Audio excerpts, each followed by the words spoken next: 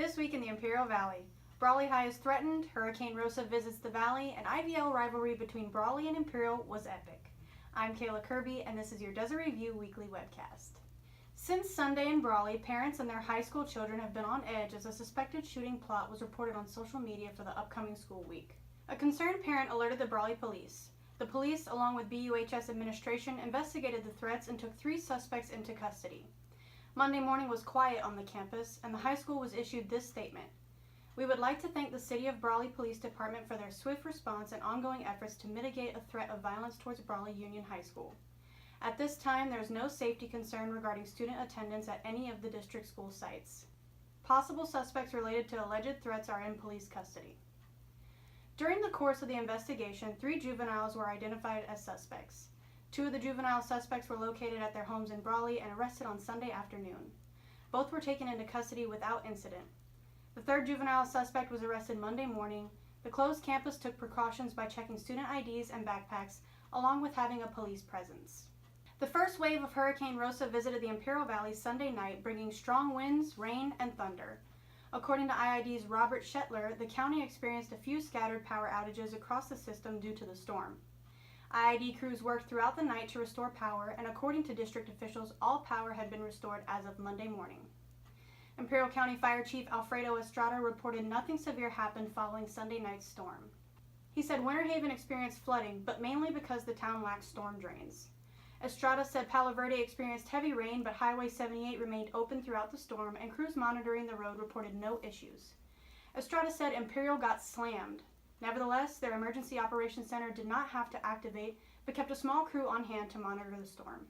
Not deterred by the threat of storms, the Imperial County Association of Realtors hosted its 2nd annual food and wine tasting celebration Friday evening at Cheval Farms with fundraising proceeds to benefit the Cancer Resource Center of the Desert.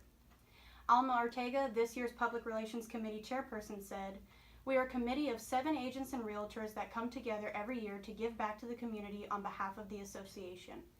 We're really happy to give back." As attendees sampled wine and craft beer, Tato Ortega strummed his guitar to the tune of oldies, rock and roll, and country songs.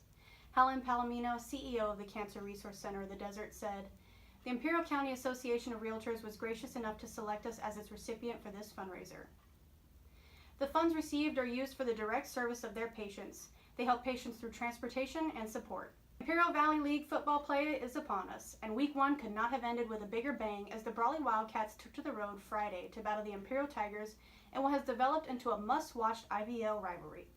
The Wildcats and Tigers had both traded IVL titles back and forth for 7 seasons before the Southwest Eagles broke the trend last year.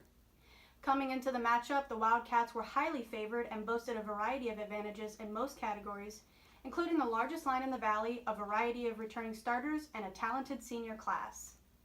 Early on, the game seemed to play out as many predicted, with Brawley taking a commanding 14-0 lead in the first quarter. Everything looked to plan, but just before the confetti could totally reach the ground on a Wildcat victory parade, the Tigers roared to life and dominated the next 3 quarters. In the 4th quarter, the Tigers looked to put the game away with a drive to kill the clock, but a huge first down defensive play by senior Alex Escobar gave the Brawley defense new life, forcing a Tigers loss of 6. Imperial could not make up the ground and were forced to punt with 7:41 left to play. This next possession set the dramatic end to the catfight as it all came down to Brawley's offense versus Imperial's defense. That possession saw it all, stellar defensive plays and heroic offensive play. In the end, a 13-yard touchdown rush by Michael Moreno with 2:15 left in the game sealed the deal, with Brawley winning 2019. For additional information on these stories and more, check out our free website at thedesertreview.com. Remember to like us on Facebook and pick up our weekly paper at a location near you. To never miss an issue, a yearly subscription is only $30.